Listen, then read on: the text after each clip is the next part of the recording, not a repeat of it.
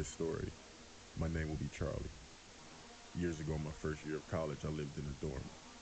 But if only I knew what was going to happen. I earned a scholarship to college for baseball, and all the players lived in one dorm. Being that I was a freshman, they roomed me with a senior so he could show me what right looks like. He was a pretty tough guy who no one would mess with, so I felt like I was in good hands. It was the winter, and by that time of the school year, I was pretty set in my ways and comfortable. I was invited to a house party that one of the sororities were throwing, so I went with a few friends.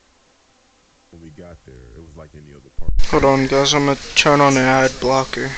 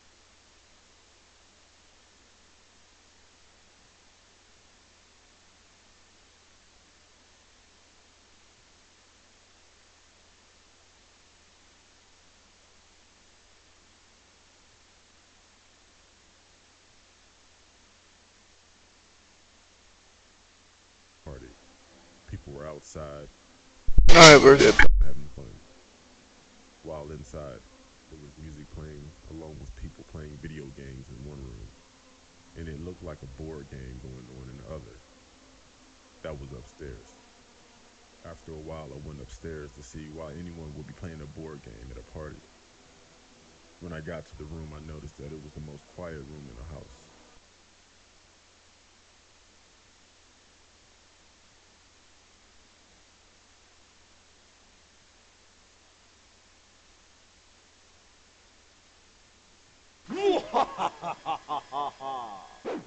Too much? Woo! I hope you guys are ready to get scared or freaked out from our animated story. We're gonna go ahead and jump right into it, but please go ahead, just click that subscribe button, give this video a like, and turn on those YouTube notifications, yeah. We got new merch, link in the description below, but get that out of here, merch, check it out, yeah man. And hey, comment down below something scary.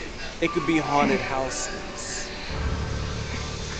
It could be tarantulas. Or it could be my grades in middle school. They weren't good. But let's go ahead and check this out. Here we go. Haunting at the Crescent Hotel. Yeah, that place just sounds haunted. Dang. You watching that silly shit, coward? The Crescent Hotel is located in Eureka Springs, Arkansas. I ain't going to Arkansas, man. Not anytime soon. Not. God dang. Let's go! I had been driving for the past hour and was growing sleepy. I still had 3 hours to go before I reached my hometown, and I didn't think I was going to make it without falling asleep at the wheel. Dang. I looked at the clock on my dash. It was 2:30 a.m. I decided that I would stop at the next hotel that I saw and just call it a night and head home first thing in the morning. Where are you driving from? Dang. It wasn't long before I saw a massive looking hotel on the next exit.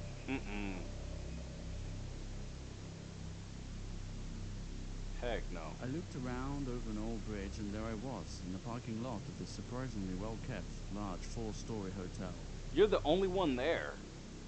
The hotel looked like it was built in the early 1900s. Bro. I thought it would be cool to go home in the morning and tell my friends that I had stayed the night at a wickedly creepy old hotel. Oh, you dummy. Once inside, I was taken back by the Victorian-style interior of the hotel. The entrance was like an older grand ballroom. Everything was pristine and clean, with huge chandeliers hanging from the ceiling, illuminating the ground level with a warm amber glow. Black woman on the left. I checked in at the front desk and was shocked to learn that I would have to pay $225 for a room. This wasn't your ordinary cheap hotel. It turns out it was a historical hotel. But since I was already there, I decided to just pay for the room and take the hit. Bro. My room was on the 4th floor, but considering how small and antiquated the elevators were, I decided to take the stairwell just to be safe. Why? Dang,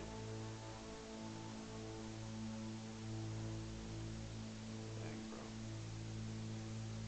You should just sleep in your car. When I got to the top of the large staircase, I noticed that my room was at the end of the hallway.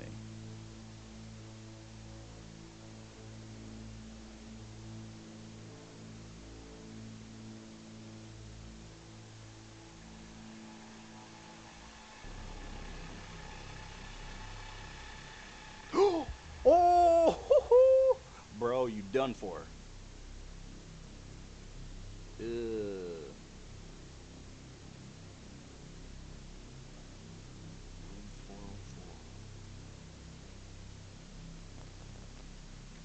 What are you waiting on, bro? An Once invitation? in my room, I was quite delighted at how nice it was, and it definitely had a certain nostalgic appeal, despite the old musky feel of the place, which kind of reminded me of an old library. It looked kind of nice. Creepy. Deciding to call it a night, I got into bed and was soon sound asleep. Where your girlfriend at?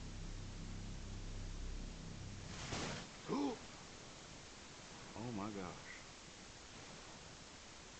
Of course it's raining.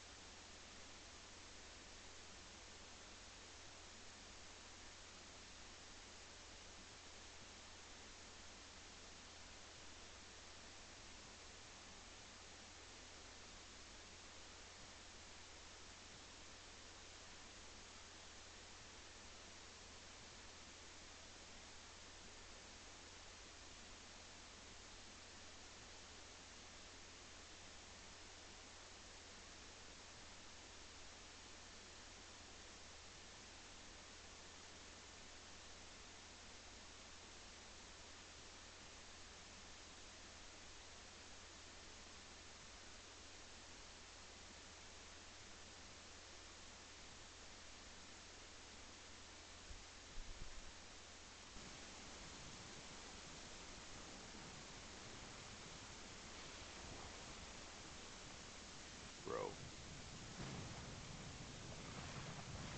Should've just slept in your car. Save Sometime yourself. during the night, it began to storm, because I was woken by thunder and rain splattering on the windows, which was then followed by flashes of lightning.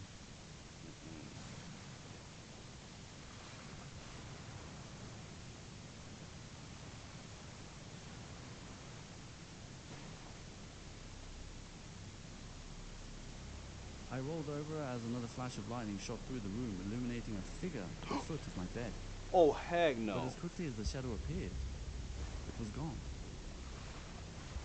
You're just hallucinating. Startled, I sat up in bed, clearing my thoughts, and reluctantly got out of bed to investigate. Oh gosh, like a white person. Don't do it, bro.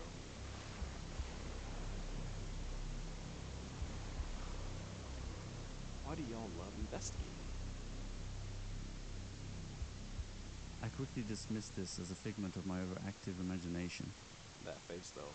The hotel was beautiful in its own right, but it held a lot of old creepy elements within its walls that had somehow seeped its way into my consciousness. Mm-hmm. Not finding anything out of the ordinary, I went back to sleep as the thunderstorms grew louder.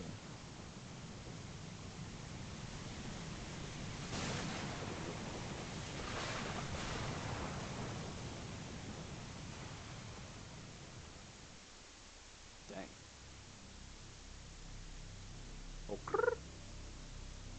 Again, after an hour or so of sleep, I was jarred awake by a sound.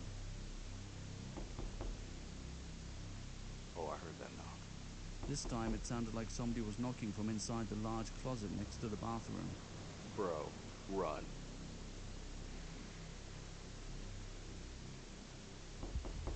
Ew, that's creepy. When I finally got the courage to get up to investigate, the knocking had stopped. Stop investigating. I stood there, looking at the door that was ajar, imagining what could be lurking behind it. Alien? Demon? Your mom? As my heart began to thump, I reached for the door and swung it open. To my relief, the closet was empty, but I had heard knocking from the closet door.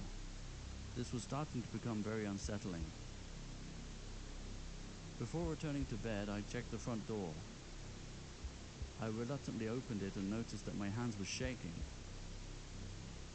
As I poked my head out and looked, I caught a glimpse of a woman. She seemed to be wearing old clothes and had long black hair. That's just the maid. I wondered if I was simply seeing things at this point. Maybe it was her who had knocked on my door, and I had Housekeeping? mistakenly assumed that the sound came from the closet. Maybe she was simply trying to find her room. I shut the door and tried to assure myself I was safe before returning to bed. As I pressed my head against the pillow, I couldn't shake the feeling that somebody was watching me. Well, I decided to keep my eyes on the closet door, that to my surprise was again slightly open. bro, get out of there. Are you serious? It was then that I began to feel something breathing on the back of my neck. Ew. I Dude. kept my eyes on the closet door as it slowly began to creak open. Oh my gosh. I held my breath in fear. The door opened all the way as the warm sensation on the back of my neck intensified. Dude, just run. I twisted around. I saw a horrifying, half-decayed woman in bed with me. I jumped from the bed and ran down the hall, descending the stairs as quickly as I could. Yeah? When I got to the front desk, I told the clerk that somebody was in my room. Mm-hmm. When I told her it was room 404, she frowned and immediately apologized. Apparently, I had been given the wrong keys by mistake. Nobody had been in that room for years, as the hotel had limited access due to multiple complaints of a scary woman haunting the room's occupants. I was informed that back in the early 1900s, a woman had died in that very room and had been haunting it ever since. Jeez. I asked the employee to retrieve my belongings as I refused to go back into the room. Oh yeah. I was given a new room on the first floor, and that would be the last time I would ever spend the night at the Crescent Hotel.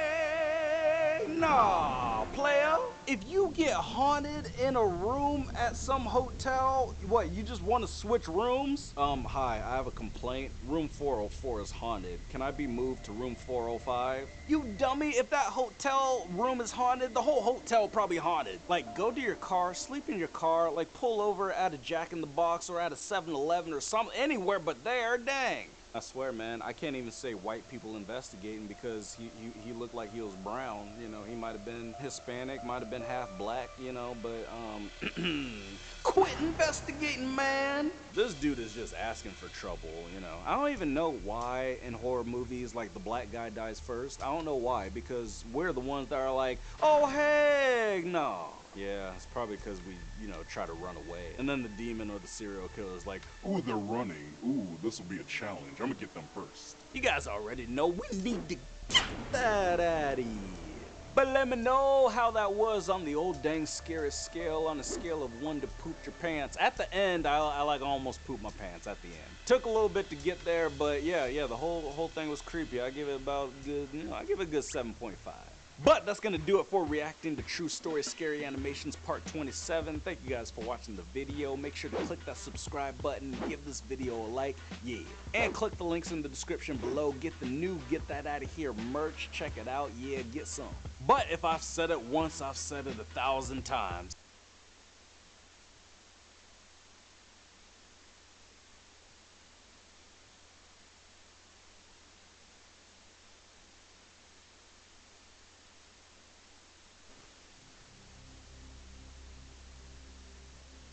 I've always had a innate fear of the night.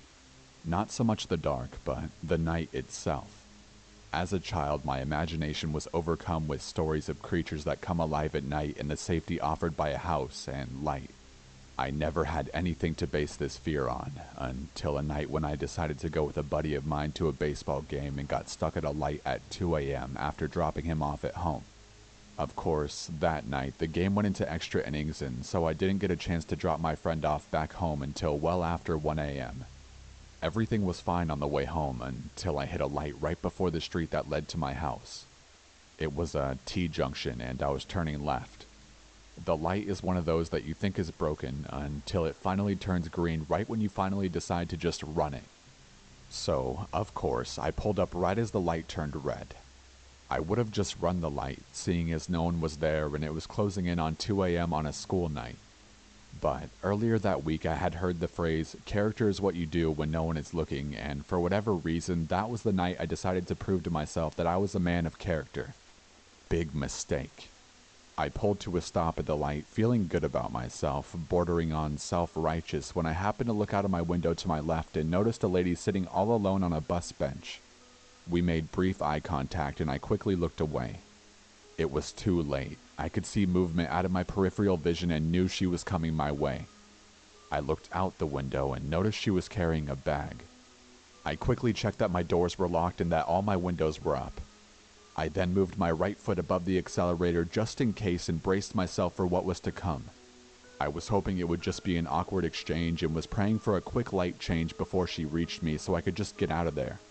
But I knew there was a slim chance of that.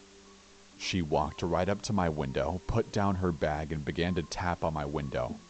I nervously looked up at her and she mentioned for me to put my window down. I had automatic windows, so I just imagined pushing too hard on the window button and that thing just coming all the way down. So I took a deep breath and lightly flicked it with my finger. The window moved microscopically down, but she didn't seem to notice or care. She then leaned in and began to talk. She said, "My boyfriend beat me up. I have a friend who lives down the street. Can you give me a ride?"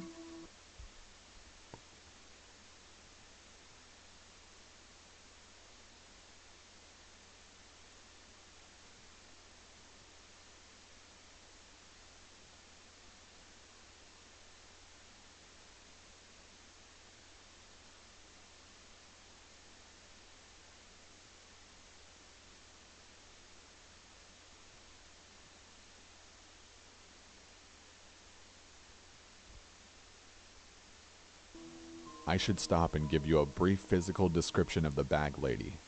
She was small and skinny and kind of an indeterminate age. She was either in her mid-20s and had lived a hard 20-plus years on the street, or she was 60-something years old who had lived a moderately hard life on the street. All that to say, just by looking at her, there was no way to verify her story. She looked beat up by life, not just by a boyfriend. But there was something about her delivery. It was robotic and seemed practiced, like she was disconnected for the moment. That made my skin crawl. And after a brief, maybe about a second debate on whether I should do it, I told her that I had to get home and that I couldn't give her a ride. After my first refusal, she leaned in closer and said the same thing again. "My boyfriend beat me up. I have a friend who lives down the street. Can you give me a ride?" This time, I felt more confident when I declined to give her a ride and told her I had a curfew and had to get home. She leaned in a third time and began her statement again. "My boyfriend beat me up." At this point, the light changed and I slowly lifted my foot off the brake and started slowly rolling forward and began muttering an apology. She didn't move. She just looked at the light, looked down at me, leaned in closer, and said 5 words that have haunted me ever since. You made the right decision. Then she picked up her bag and walked back towards the bench. I peeled out of the intersection and cried and screamed all the way home. I have no idea what she planned to do, or if there were more people waiting to jump in my car from the bushes had I moved to let her in. But that encounter has haunted me ever since, and has confirmed in my mind that nothing good happens after dark.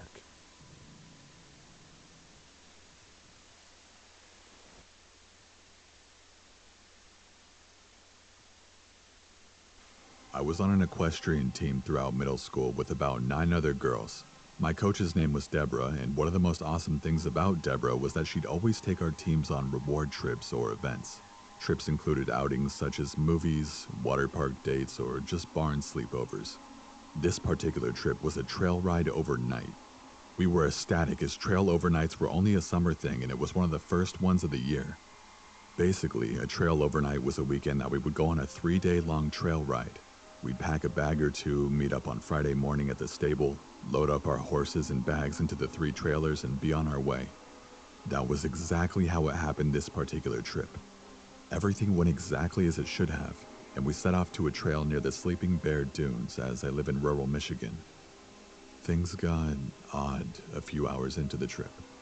We had all left at about 7 in the morning, so that left us with plenty of daylight to do fun stuff after we got settled into the campsite. Deb had us all saddle up to go along the Lakeshore Trail. Once everyone was in the saddle, we set off on a narrow, single-file only trail that wound through some woods and eventually would lead us to an overlook of the beach. I was completely in my zone. My horse, Aries, was not. It was like he and a few other horses were sensing something that nobody else did. But we chalked it up to being in a new place that we had never camped before. Being that Aries was a Mustang, I thought maybe his wild instincts were kicking in after a few years of being domesticated as well. At about 7 o'clock that evening, while Deb and the stable hand Carla cooked up hot dogs and the rest of us had to come back from swimming, I decided to take Aries out for a quick trot and a loop around the campsite in hopes to calm him down. I grabbed my helmet and mounted up, not bothering to grab reins or saddle up, and just tied the lead rope to the other side of his halter. The ride went how I expected it to, with Aries acting up, although this time his behavior was different. He didn't just seem agitated, he seemed distressed, like something was really scaring him. I looked around and couldn't see a thing. No deer, no bears, no other horseback riders or mountain bikers or anything. I decided to go down a little trail that would wind back up at the campsite after about 5 minutes rather than just going in a loop. This is where it hit the fan. We had been going for about 2 minutes on this little trail when I started feeling funny, like we were being watched. I turned around and nobody was there. At one point of the trail, we came across a big boulder, and this was where Aries stopped completely. No amount of nudging or encouragement budged him. He absolutely refused to go any further. I slid off his back and tried pulling him to no avail. That's when I noticed where his eyes were focused.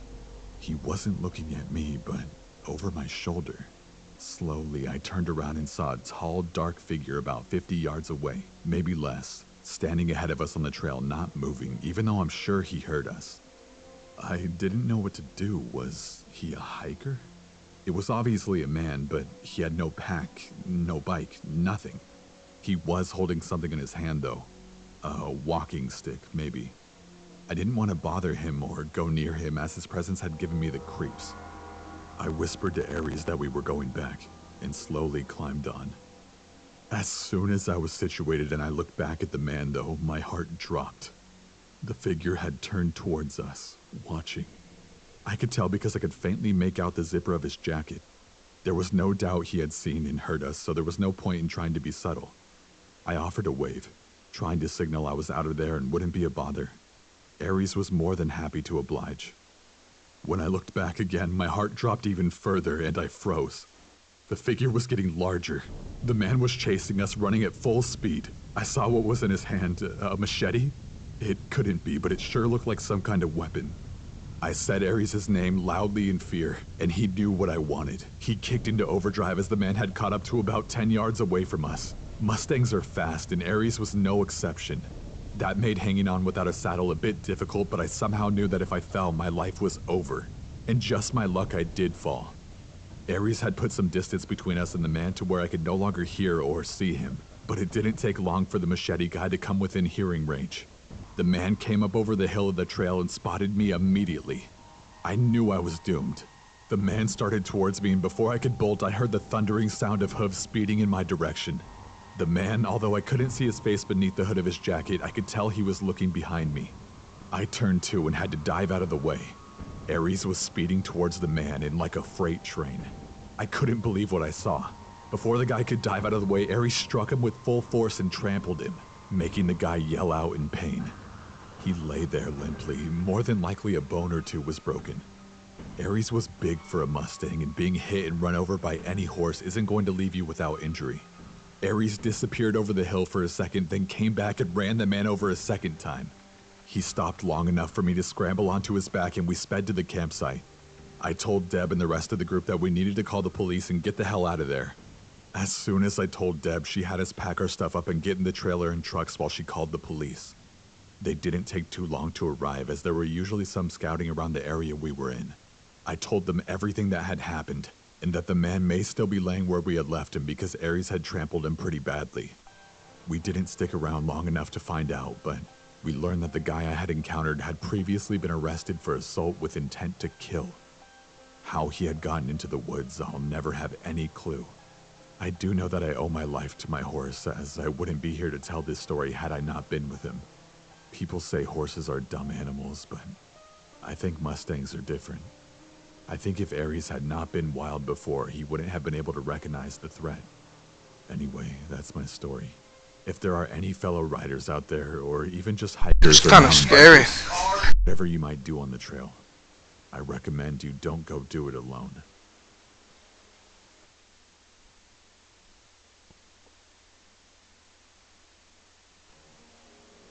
When I was 21, I transferred to a college in San Francisco. I checked out a room for rent on Craigslist.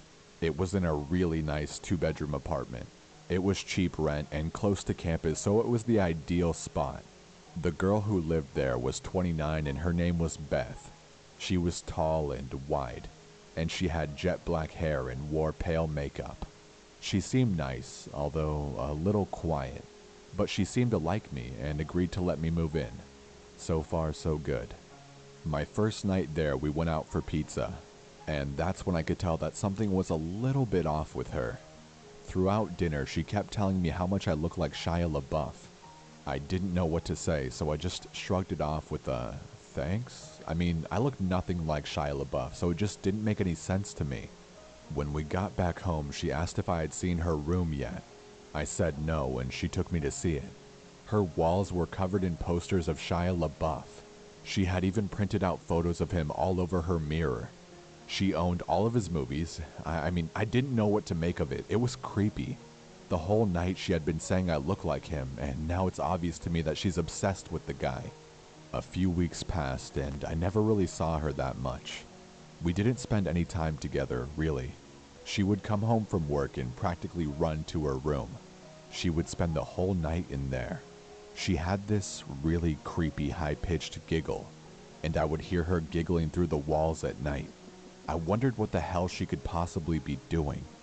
Occasionally, she would come out and talk for like 2 minutes, and then she would always be slurring her words, so I suspected she was drinking a lot. Sometimes she wouldn't say anything, and she would just stand in the hallway and watch me in the living room. I would turn and see her and be surprised and say something like, "Hello, Beth." And then there would be this long, awkward pause, and she would just give out her creepy, high-pitched giggle. It was uncomfortable being around her. She gave me the chills. One night, I woke up at around 2 a.m. because I heard what sounded like the front door being unlocked.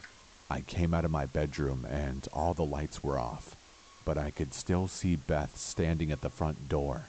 She had her face against it, and she was turning the lock back and forth over and over again, and every time she turned the bolt, she mumbled my name. Max. Max. Max. Seeing her standing in the dark and mumbling my name really freaked me out. And it doesn't help that she kinda looks like a bigger version of the girl from The Ring. I just quietly went back to my room and tried to sleep.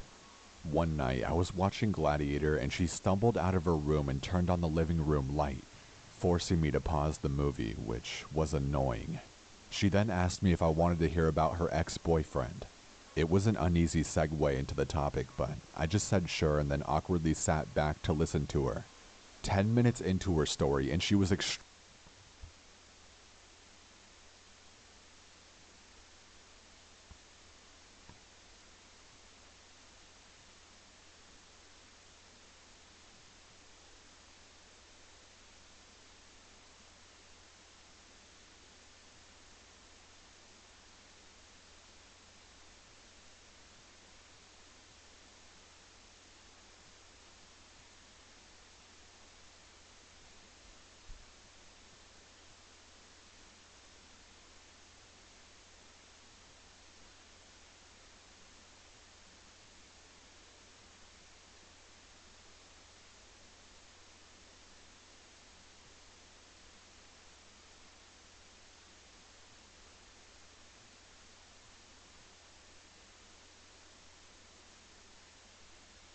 extremely riled up.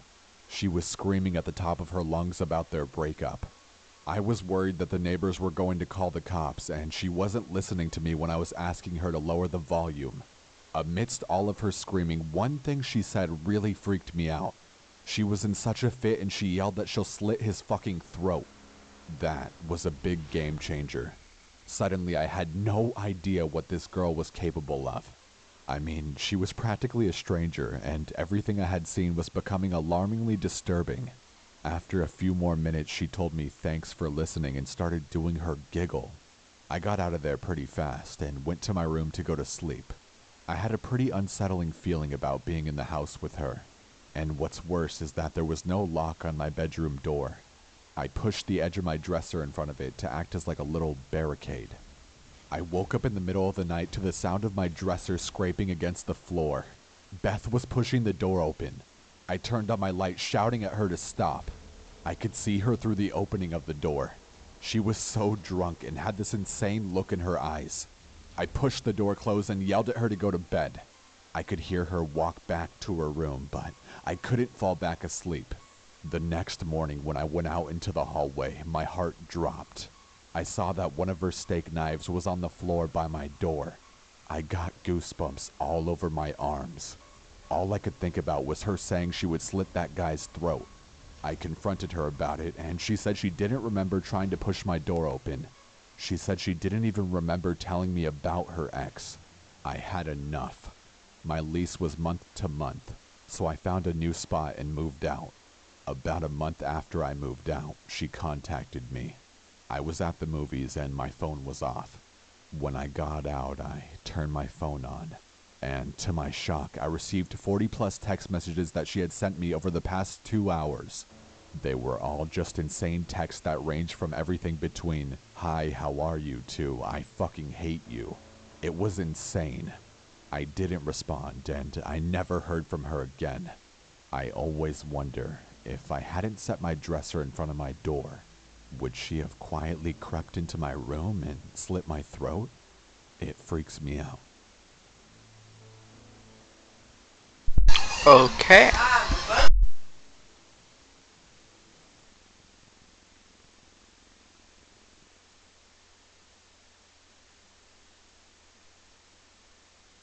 For a little backstory, I'm trans.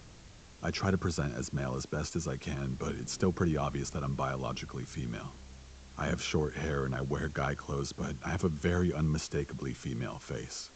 I also live in a very religious area, so it's not a very common or accepted thing. One of our neighbors is a priest, but he's very accepting and his house is a bit like a second home for me, because I think of him like one of my grandparents and he sees me as a grandson. Anyway, I was walking home from school during the winter a few years ago and it had started snowing. Needless to say, it was pretty damn cold and I was miserable. The wind felt like it ignored my clothes and chilled me right to the bone. It was hard to hurry because the freezing wind made my muscles really stiff. I was only maybe a quarter of the way home when a car slowed down and pulled up next to me. It was just a little old lady. She looked nice enough, and at this point I was willing to do anything to get out of walking another 3 miles in the cold, so I got in when she offered to give me a ride. It felt a hell of a lot better in that car than it did to walk. She was very nice at first. She prattled on about how her grandchildren went to the same school as me, talked about how lucky we were to live in such a nice Christian community, and so on.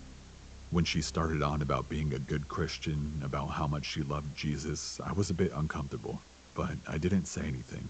After all, even though I'm not a Christian myself, it isn't my place to say anything about religion. Believe what you believe and all that. She'd just been nice enough to give me a ride, so I didn't want to offend her. When she started talking about Leviticus, that's when I knew I had messed up by getting into her car. She started going on and on about gay people and how they're just confused, how man should not lay with man, and so on. We were getting close to where I was going to have her drop me off. When I mentioned that she could drop me off there, she looked over at me and didn't say anything. She didn't slow down either. I was starting to get nervous. We passed the point I'd told her about. I looked over at her and said something along the lines of,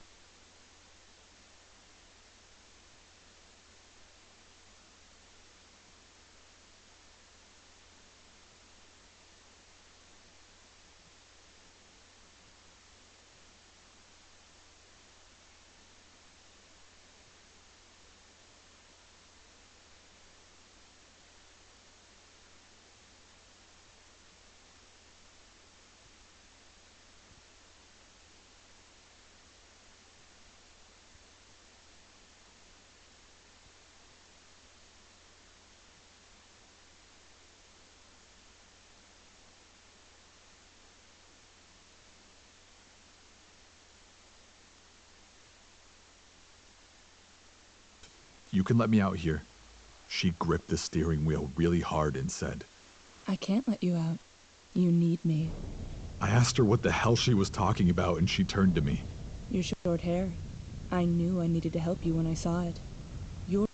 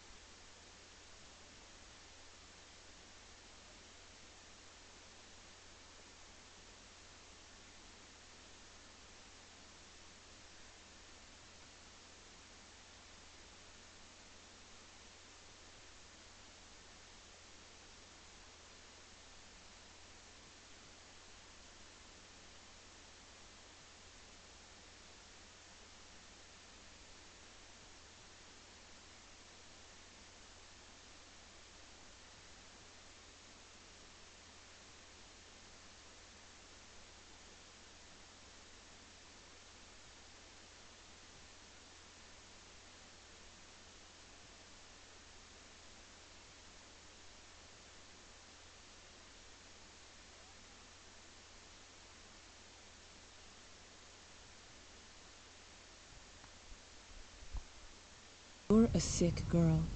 You need to let go of the demon inside you.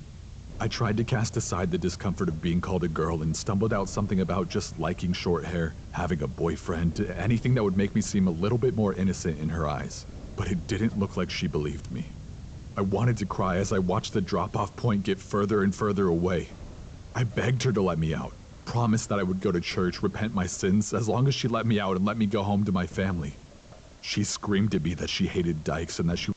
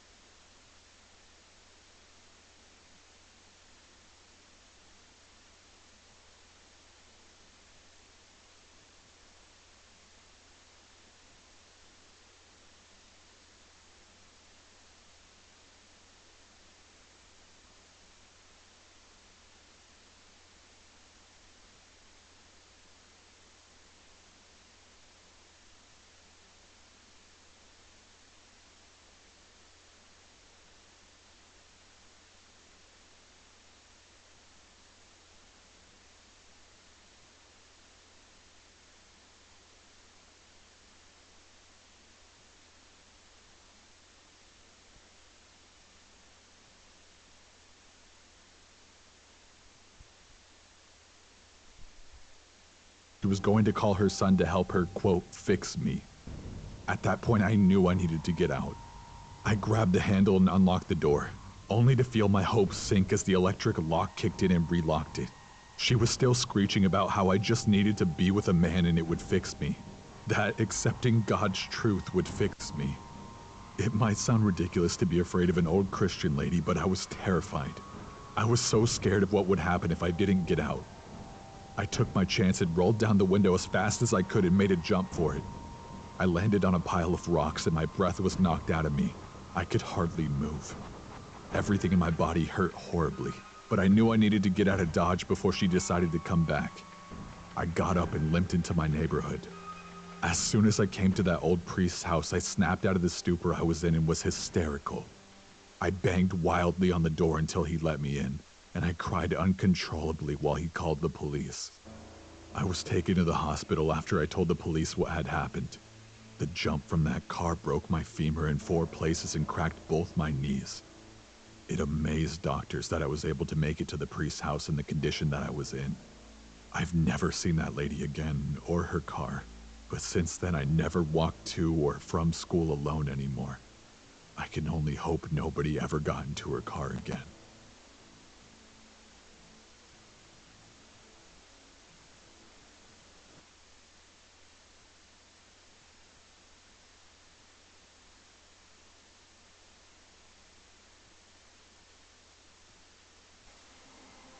So, I've been watching a YouTube series about deep web exploration.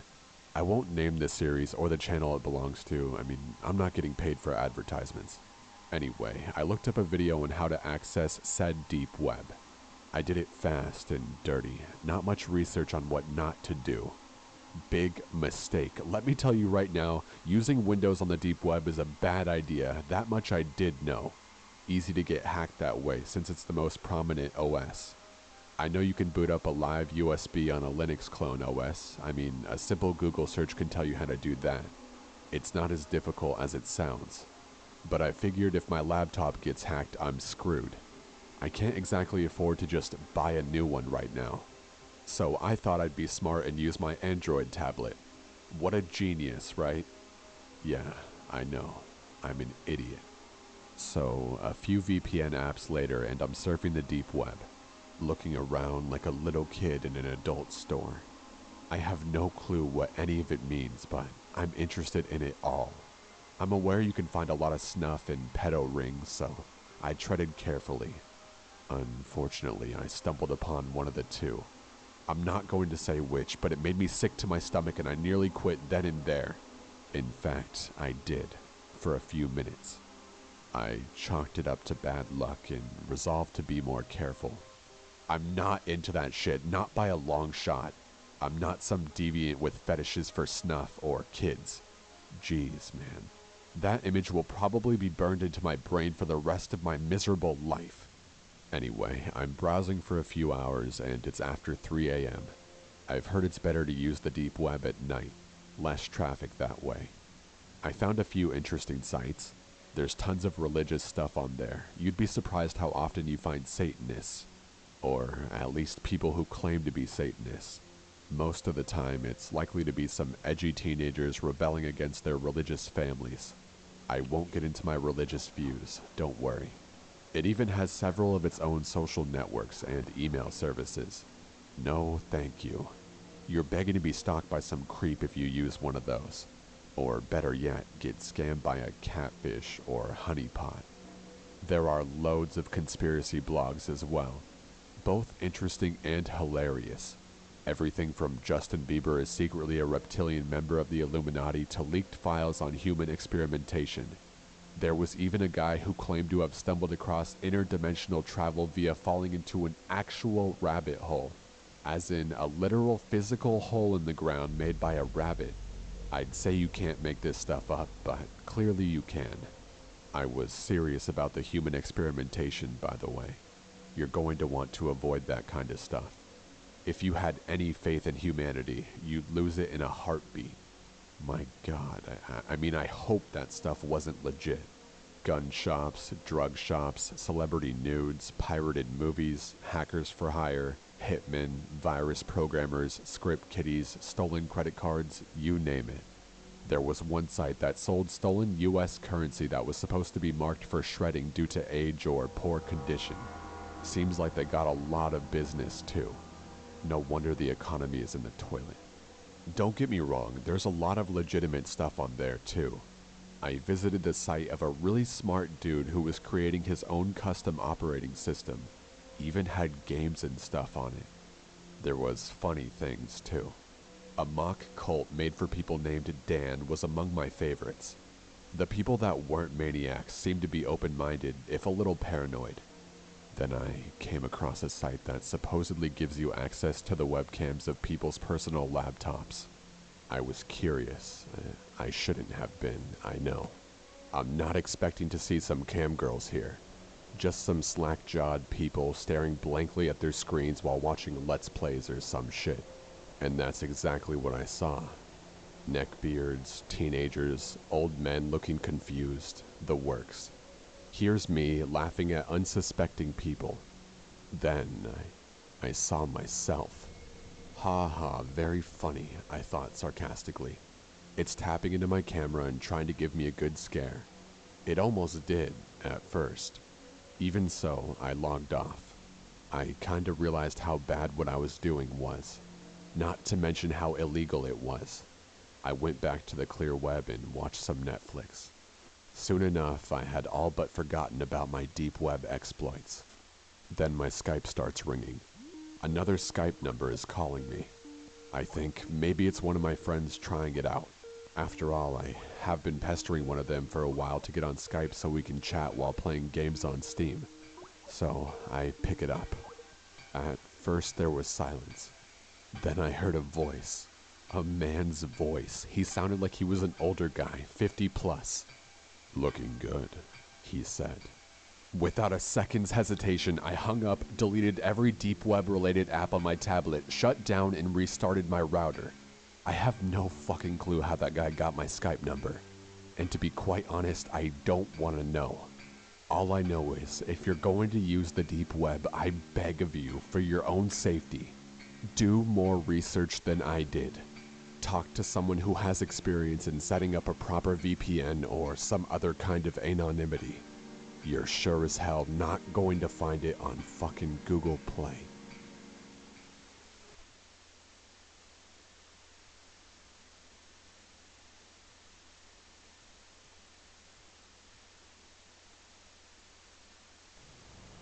My name is Corey, and I've spent a lot, and I mean a lot of time camping, hiking, and hunting. I've seen all kinds of predators, and I've been in some sticky situations. Everything from a tornado heading my way to being tailed by some bears, so I don't exactly frighten easily. This past July, I was out camping near my family's farm in western Iowa, along with my girlfriend Alexa, my best friend Jason, and his new girlfriend, Samantha. Samantha actually had never been camping before, let alone more than a mile off the trail in the middle of a forest. She was understandably nervous, but we were watching out for her. We do have to watch out for prairie rattlers, poison ivy, and even mountain lions in this part of the state. We made camp in a clearing on top of a small hill with a few trees, but we were deep in the woods to be sure. We arrived to make camp, eat, drink, and went to bed by midnight. Nobody had any injury besides a few mosquito bites. Everything was going according to plan until suddenly I woke up to the sound of Samantha screaming at the top of her lungs. I just couldn't believe how loud she was screaming. It was actually insane. I woke up, I guess at the same time as Alexa grabbed my light and my Glock and ran out. I told her to stay in our tent just in case. Jason was already trying to comfort Samantha, and she was talking, almost babbling about something huge walking through camp and scratching at the tent and making a terrible sound. I told her it could have been a coyote or even a mountain lion. What little food and trash we did have was outside of the camp area, so that wasn't an issue. But I assured her that I would stay up and light the fire again. That I would take turns with Jason watching the fire because our movement and the fire should scare anything away. This seemed to comfort her, and she actually went to sleep in with Alexa. Jason and I both stayed awake, talking quietly, watching the fire and checking around camp for tracks and signs. We couldn't see anything obviously wrong or suspicious. It certainly could have been a mountain lion, and this did have me on edge with the girls there. About 30 minutes had passed, and Jason walked just out of the firelight to take a leak. He was off to my left, my tent across the fire in front of me, and Jason's tent behind me. There, off to my empty right, I saw something and heard a large crunch. Jason heard it also and was practically still pulling up his pants, running towards the fire. "What the hell was that? That is big," he said. I know, it could be a big cat. Better get your 44 out of your bag too, and get that bright tack light, I told him. He returned with those items, and we waited to illuminate whichever area we heard more movement from next. Then we heard a crunch and a snap. More movement almost directly behind us. We stood up simultaneously and spun around, turning the brightest light on. For just a second, we saw what almost looked like a gorilla-sized and shaped figure disappear back into the trees. At this point, I'm trying to keep it together, and Jason is just frozen. I tell him to snap out of it and that we need to get the fire to grow. Once the fire is larger, we both need to take a position, one in front and one in the back of the tent to protect the girls. We heard this awful grumbling and growling sound for the rest of the night. I have never heard anything like it. And large crunching and snapping sounds continued to emanate from the woods behind Jason's tent and really all around us. Periodically, we would see something move either to our left or right in the clearing just outside the trees. I kept the fire going. I actually had the fire pretty enormous by the end of the night.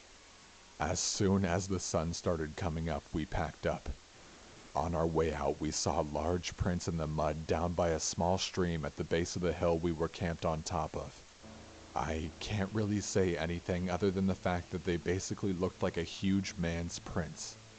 The thing we saw was definitely not a man.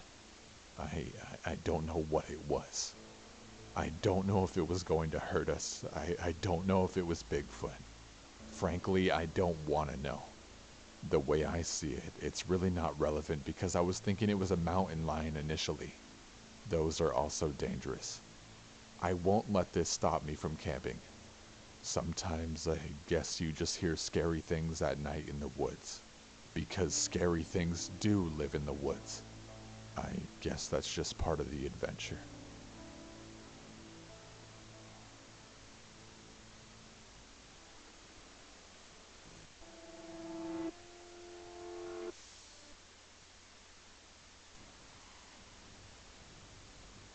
First, a little background information. I worked the night shift at a local gas station when I was 19. I was the only employee in the store, as usual. On Christmas Eve, I had to work the overnight, 10 p.m. into 6 a.m. into Christmas Day. It was a normal night, no customers, and my cleaning was almost finished.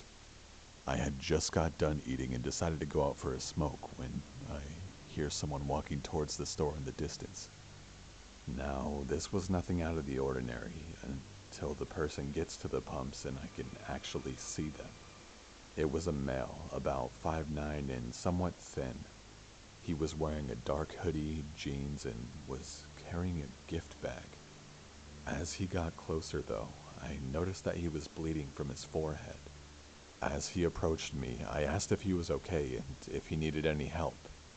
I noticed that the bag was empty, which should have been my first red flag. The guy looked me in the eyes, looking dead inside, and said, "You want to help? Then don't call the fucking cops." I agreed and told him that there was a first aid kit inside and that I'd be happy to help him with his wound.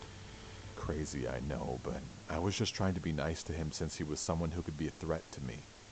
We went inside the store and I got the first aid kit. As I pulled out the stuff for him to clean himself up with, he said he needed to use the restroom and once again told me not to call the cops. I told myself that if he wasn't out of the bathroom within a reasonable amount of time, I was going to call the police. He didn't come out, so I went outside and called. The dispatcher told me to stay out of the store and find somewhere safe to be until the officers arrived. I stood at the side of the store where he wouldn't be able to see me, but I could see if he came out of the bathroom. He never came out. The police arrived and asked where he was. I pointed and they went in. Just as they got to the door, he opened it and tried to lunge at one of the officers. They tackled him, threw a knife that he was holding, and promptly arrested him. As they were walking him out of the store, he told me that I was lucky that the police got there when they did, and that he'd see me again soon. I was a little shook by that. One of the officers came to take my statement after the other took the guy away. I told the officer what had all happened, and then I asked something I really wish I didn't know the answer to. What was he doing in the bathroom? The officer told me that it was a good thing that I called when I did, because the guy had shot up some heroin in the bathroom, then was going to come out with a knife, stab me, and run with what money was in the register. That's what the bag was for. This guy had a lot of problems and a lot of anger inside of him. The reason he was so angry was also the reason his head was bleeding. He owed his dealer money and got beat because of it. His solution to the problem was robbing the store. The officer told me if I didn't call when I did, I'd either be critically wounded or dead because he wasn't going to allow me to stand between him and that money. I hope I never see that crazy drug addict who wanted to kill me to free himself of debt again.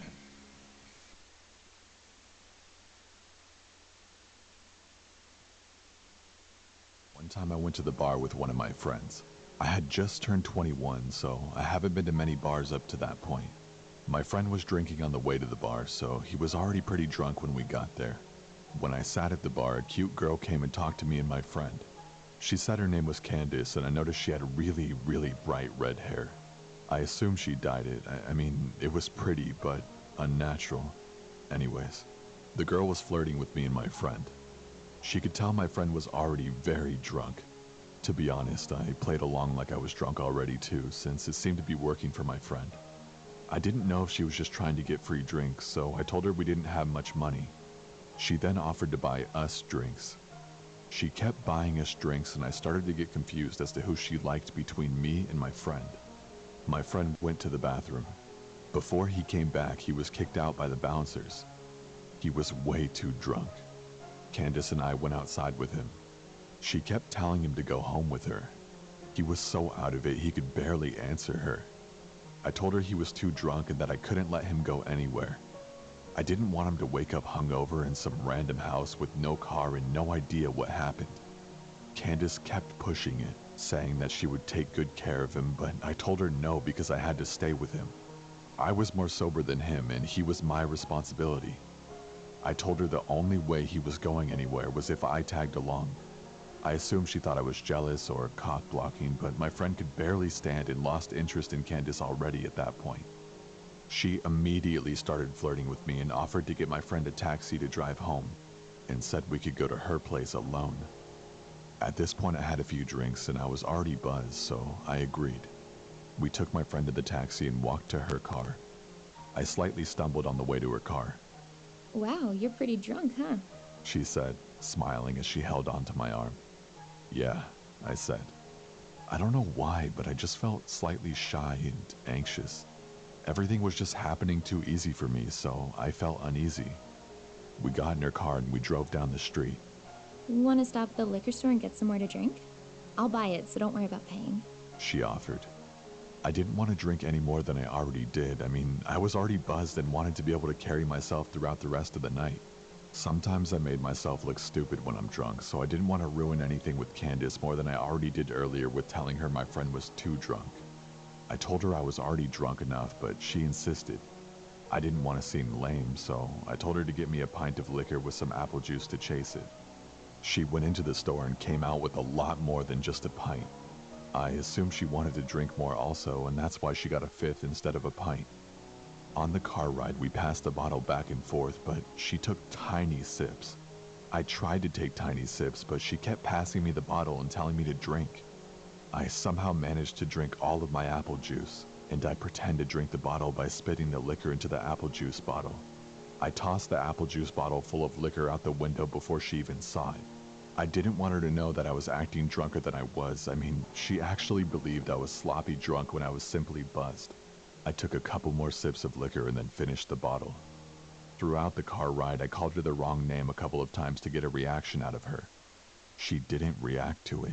She just kept letting me call her Carla without correcting me. For some reason, I thought maybe she lied to me about her name initially. We drove up to her house, and I pretended to trip and stumble into her front door. She helped me walk inside by holding me up. She opened her front door, which was unlocked, and we walked into her house. She closed her front door and then she locked it. I thought that was strange, but assumed she didn't want anyone walking in on us. I told her that I had to use the bathroom. I walked into her bathroom, locked the door, and looked in the mirror. I just felt strange. I felt like something was off. I felt myself becoming more drunk from finishing the bottle earlier. I turned on the sink to make noise and made myself puke up the liquor I drank. I flushed, went to the sink, and started drinking the tap water out of my hands to sober up. I just didn't want to be drunk, but I still wanted to hook up with Candace, so I pretended to be drunk. I turned off the sink and I could hear her talking to someone. He's drunk as hell. He can barely stand up. You do it. Who was she talking to, and do what? I walked out of the bathroom and into the living room. The moment I stepped into the living room, I saw her walking into another room. All I could see was the back of her head, that strange, very bright red hair go into another room. I didn't see her face or anything. I just saw her kind of walk fast into the room. The living room was pretty dark. "Hey, where you going?" I slurred like I was drunk. She walked back into the dark living room and up to me. Let's go in my room, she said. I looked at her bright red hair, and then into her eyes. They were different. Her whole face was different. It was another girl with the same hair, and that's when I realized it was another girl with the same wig on. It was a wig the whole time. She changed it with the girl from earlier for whatever reason. My heart felt like it stopped, but I tried to look like I had no idea it was a different girl. I kind of smiled at her and told her I needed to use the bathroom one more time and told her sorry I was so drunk. She said, It's fine. Just hurry up in there. I went into the bathroom and locked the door. I heard her whisper something to someone again. This time I think I heard a male voice whisper back.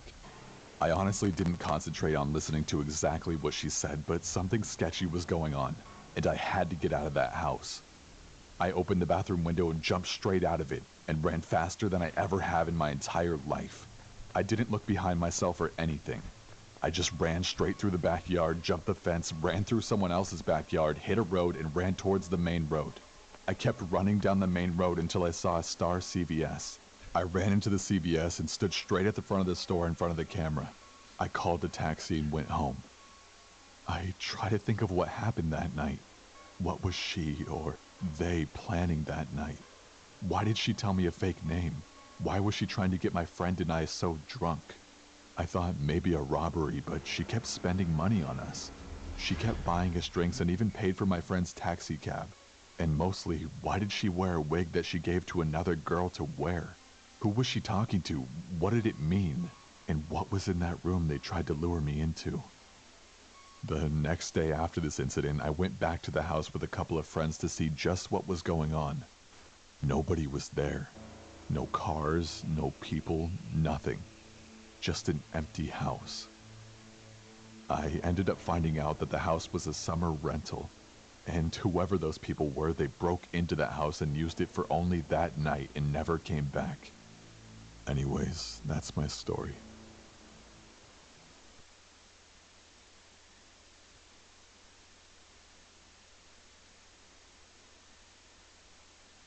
It was about 3 in the morning, and I was on my way to my job at my local McDonald's to open with one of my favorite managers there with me.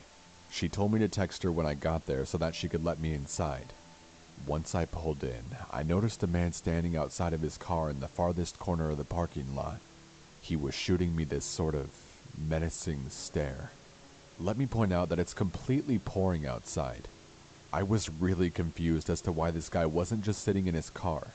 I then parked and texted my manager to let me inside. Seconds later, I noticed her at the door opening it for me. Upon walking up to her, I say my usual good morning. I was stopped mid-sentence by her rushing me inside and saying, "Did you see that guy outside?" I told her yes, and she proceeded to help me refill sauces, napkins, and things like that. My manager then told me that she's going to check the security tapes just to make sure that everything during the period that the restaurant was closed was okay. Minutes later, my manager called me into her office for whatever reason. She told me to look at the screen, and it showed that the same man was standing outside. The time was 12:47. She then fast-forwarded the tape to reveal that the man had been standing outside the entire time up until now, and at this point it's about 3:50 a.m. I ran to the front lobby and I noticed him still standing over by his car. I figured, or was hoping, that he was probably just on something and he was waiting for us to open so that maybe he could get breakfast. I resumed filling sauces again and making sure everything was in working order, until I was abruptly interrupted by banging at the front door. I walked over and noticed a figure right outside the front door. It was the man. I yelled that we were closed and that he would have to come back later. That didn't seem to faze him as he continued to bang on the door. I walked away, figuring that he was just being an asshole, when suddenly I heard a loud crash. I ran to the lobby to see the glass door broken and the man beginning to step inside. I yelled for my manager and told her that we needed to leave through the back door, and we did just that. We booked it to our cars and both called the cops. They arrived in about 15 minutes and came outside the restaurant with a dirty-looking man in cuffs. They said he was hiding in the back janitor's closet with a large knife in his hand. So that's my story, and also the reason I'm never working early mornings again.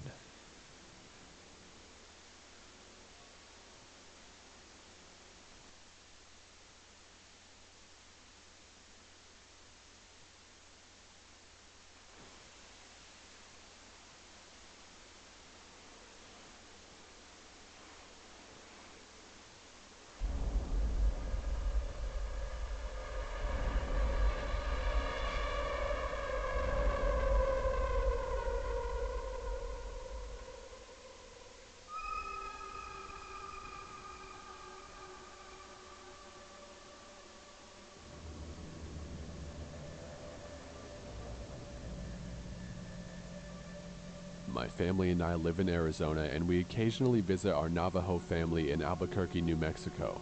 We left early to get there by noon or less. It is a very long and boring trip there, but we get there before noon and we have time to mess around and talk with our extended family. And we, kids, start to play around till the evening starts to show.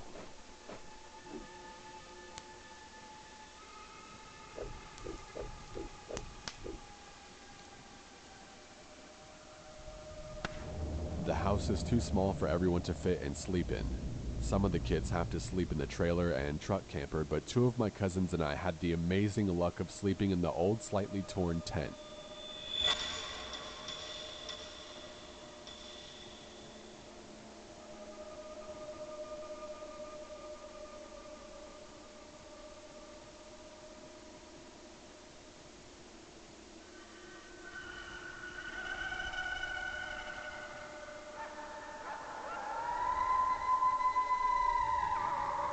We are well asleep at this point, and for some unknown reason, I wake up. Of course, I'm still tired and rubbing my eyes while yawning, meaning I wasn't well aware of my surroundings. Once I finish rubbing my eyes, I look straight at the entrance of the tent and see a figure, illuminated by the back porch light, standing in front of the tent. At first I was scared, but thought it was my other cousins just messing with us. As this person was still standing outside our tent looking at us, I turned to one of my older cousins who was 2 years older than me to wake him up and tell him that someone was standing outside of our tent. He tries to brush me off, but I persist and he turns to me and asks me what I wanted. I tell him to look at the entrance of the tent, and he does. I've never seen someone go from the brink of sleep to sheer panic and alertness in their eyes that fast before. He looks at me with this panicked face and tells me to be quiet. He whispers to me that it's a skinwalker and that we need to be quiet again. We lay there for the longest time, and from my memory it was at least an hour or more. We were just about to go back to sleep because it hadn't done anything. Then it started to move around the tent.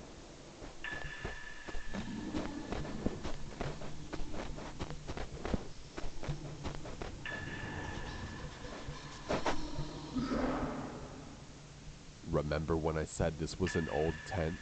Yeah, it had some holes in it.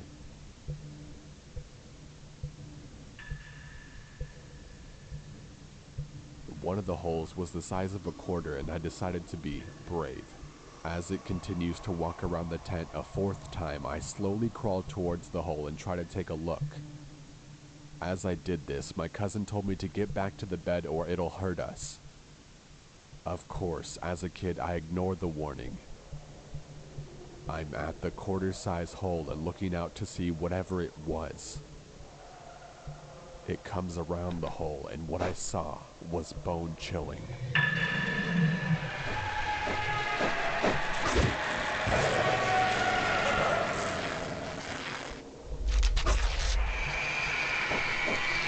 I bolt back and hide under my sleeping bag while my cousin does the same. This thing decided to stop moving and start looking at us again. I hid under the covers and spent every ounce of energy being scared. And then I finally fell asleep.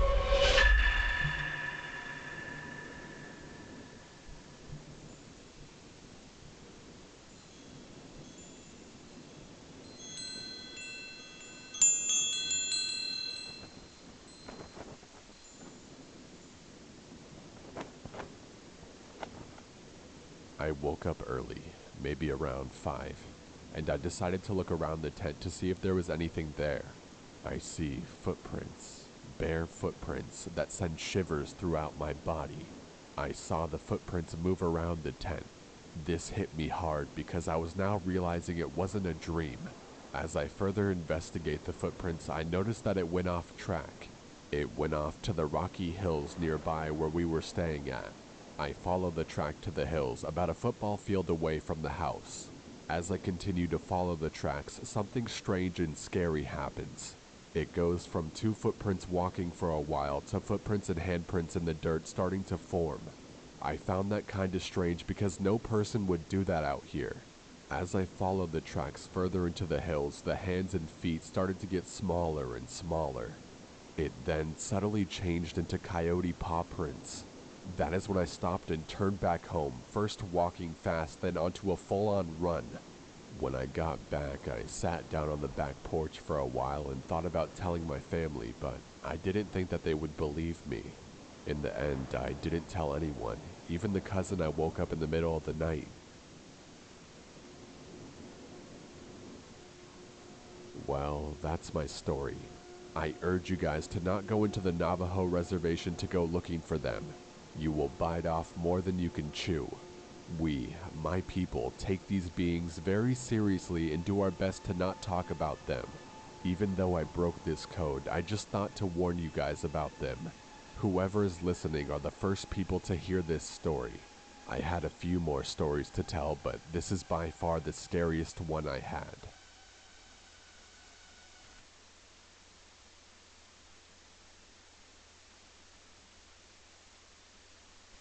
The following story took place in Norway in 2015.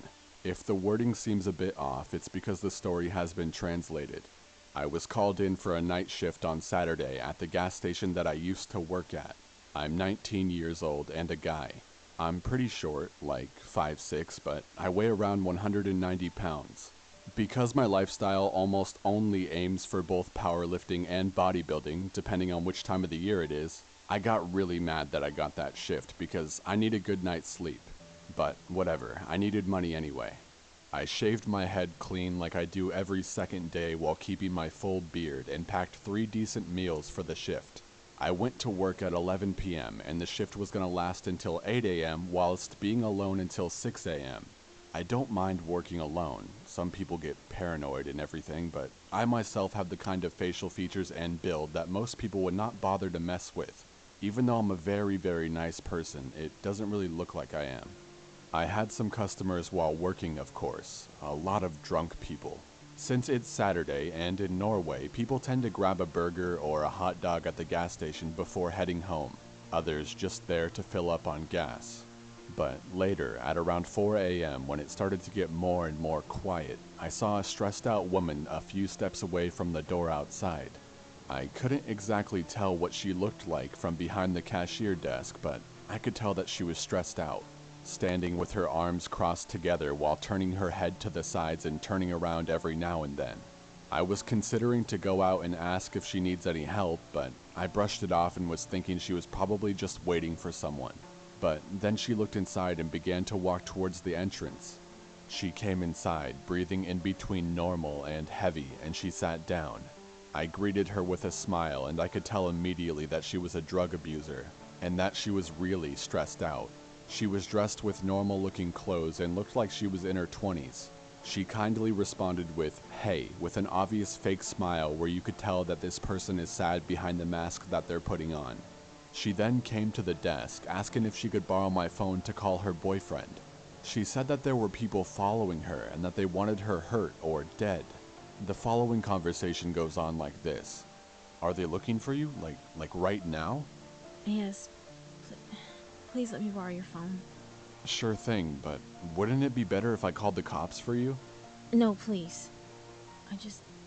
All I need is to borrow your phone for a quick call. Long story short, I told her to go sit down at a specific corner of the station where there was no glass wall so that people wouldn't be able to see her. She called her boyfriend 2 or 3 times, but nobody responded. She kindly asked me if she can log into Facebook with my phone, to see if maybe she could contact him there. I was kind of unsure about this, but I am by natural reasons very humble, maybe a little too much. Another thing was that I was standing right behind her, so there was no unacceptable things that she could do without me seeing it. So I said, "Alright, you can log into your Facebook." I told her to use the Google Chrome app to go on Facebook and not the Facebook app itself, since I hate spending time logging in and out of my account on my phone. Call me a lazy bastard, whatever. She logged in, and long story short, no response on there either. She thanked me a lot for the help and was about to walk out. I asked her if she was sure about me calling the cops or not, but she was 100% positive about me not doing it, which was weird, I thought. "Okay, well, be safe," I told her. Later on into my shift, I turned my phone on only to find out that she forgot to log out from her Facebook on the Google Chrome app. Out of curiosity, I checked the messages, which I believe every other person would probably consider doing. The most recent conversation was obviously her boyfriend, I thought. But there was nothing about "come and pick me up" or even the slightest thing that made me believe that this was her boyfriend. I checked the others below. Every fucking conversation I checked, which was about 6 or 7 of them, was either about drugs or money. Meth, coke, heroin, codeine, you name it. As humble as I am, I just felt bad for her, and I logged out without judging. 2 days later, I'm at the gym doing some deadlifts when I get a call from a number that is not registered in my contacts. I picked up. "Hello, Alan speaking." "Hello, who are you?" "Who am I? You called me and I've already said my name. Who are you?" "You called me 2 days ago in the middle of the night." "No, I didn't." And then I remembered about the girl calling her boyfriend at the gas station 2 days ago. "Oh wait, I remember. I don't know her name, but I assume you have a girlfriend?" Then I went on to explain the situation. You may think, how the hell didn't I know her name when I had her Facebook logged into my Chrome app, but I simply didn't bother to remember it. He then responded that he didn't have a girlfriend. Surprisingly, this didn't shock me at all. I could tell that she was full of shit when I saw the messages with my own eyes. But I pretended like this was something that came to me as a surprise. "Oh, really? Well, that's what she told me, and I tried to help her out after that, which I've already explained to you." "What do you know?" "What do you mean, what do I know?" "Has she told you anything? If so, I need to know right now." I was really starting to get pissed off. First of all, I was being mixed into some bullshit for no reason now. Second, getting interrupted during my workouts makes me want to rip off someone's head. "She hasn't told me anything, and I'm really busy at the moment. Please don't call me again, because none of this is actually my business." "It is your business. You helped her, you piece of shit." Before I hung up, I told him to fuck off, otherwise I would take this case to a level that he would regret. I mean, obviously I would never kill him or anything, I just tried to come up with some dumb shit to scare him. I got a bit frustrated too. Why the actual fuck would that girl call a psycho who obviously didn't like her? It was clear that he was mad because he thought I somehow helped her, which I still don't understand what he meant by that. So, on to the rest of the story. My neighborhood is quiet, and my town is small, so it's not hard for anybody to find anyone. It's as simple as pasting someone's phone number in a specific website and their address will most likely show up. And eventually, I happened to get a little visit. As I said, the neighborhood is very quiet after midnight, and while being in bed, watching some bodybuilding videos for entertainment, I started to hear someone driving towards my area. Well, that's not normal at this time, but it happens. Eventually, I heard a car park right outside my property, behind my garden, which goes a little bit uphill filled with stones and flowers. So I couldn't see the car from that point on, but I heard someone opening the car door and locking it. What the fuck was going on? I opened my window quietly, just to be able to hear a little bit more. I could hear the man walk up the little uphill part of my garden, which made some sounds because of the stones. I won't lie, I was scared as shit. I couldn't see him either, because everything behind my garden is blocked from my point of view by tall cements for the garage. The garden uphill leads to the balcony where a big glass wall is, and that's where my little sister's room is. I went to the exit of my door and quietly walked out. I walked to the cement stairs at the side of my property, which leads me to the exact same spot as him. I could hear footsteps, and I quietly walked up the cement stairs. Then I caught a glimpse of the guy. Probably the guy I was speaking on the phone with. Keep in mind, I still don't know what the hell he wants from me and why the fuck that junkie woman called him in the first place at the gas station. I know nothing. My adrenaline was high, but got almost to its peak when he was right outside my little sister's glass wall. I was scared, but also really pissed off. No way he's going in there, or trying at all. At the top of the cement stairs, I walked quick but silent, until I saw that he could hear someone walk behind him just a few feet away.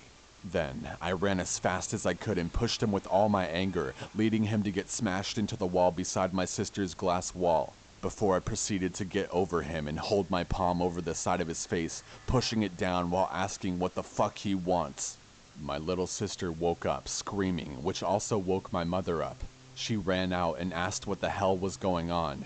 Why my dad isn't home is another story, but anyways, my family's facial expression was filled up with fear, and I told my mom to call the cops.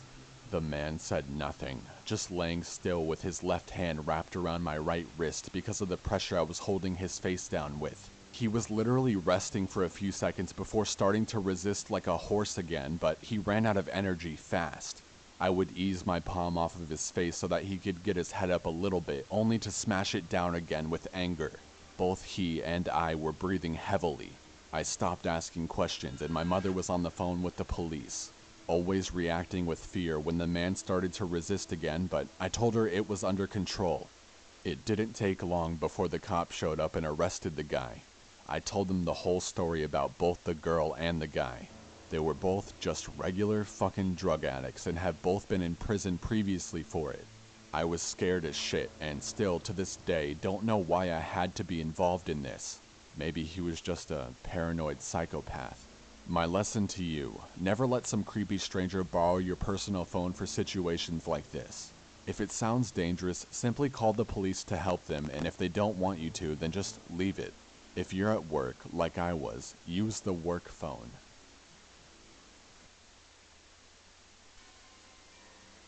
Hey everyone, I just wanted to say a quick thanks to all the animators who were involved in this video. They all have amazing styles which they encapsulate in their own ways. Mort, Axeman, and MJ, all of their links can be found in the description. And if you didn't notice, my narration changed throughout the video. That's because some of the audio used in these were taken from years ago when I was beginning narrating, so I hope that wasn't too hard on the ears, and if anything was just inspiring to see how much your narration can improve over time. I plan on doing these pretty often, and often in Corpse Time is like once a month. And no, it's not a replacement for any content, purely an addition. Thank you all for watching. Hopefully you see me in a week with some new stories if I don't end up at the doctor's again. I appreciate your loyalty immensely, and if you're new,